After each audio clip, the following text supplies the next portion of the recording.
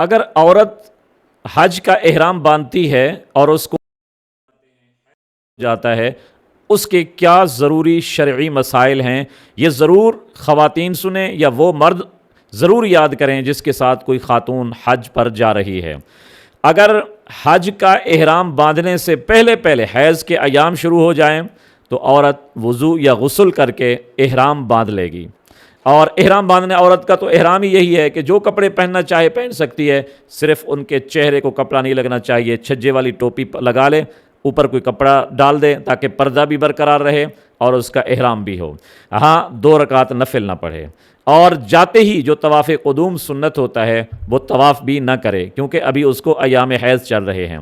اور اسی دوران حیض جاری رہا کہ 8 ذی الحج ہو گئی تو مینا بھی چلی جائے جا سکتی ہے، پھر 9 کو عرفات میں جائے جا سکتی ہے، پھر 10ویں کی رات مزدلفہ وقوف کرے کر سکتی ہے، پھر 10ویں والے دن 10 ذی الحجہ کے دن واپس آئے گی، بڑے شیطان کو کنکریاں مارے گی کیونکہ حج کر رہی ہے، وہ بھی ایام حیض میں مار سکتی ہے، اور اس کے بعد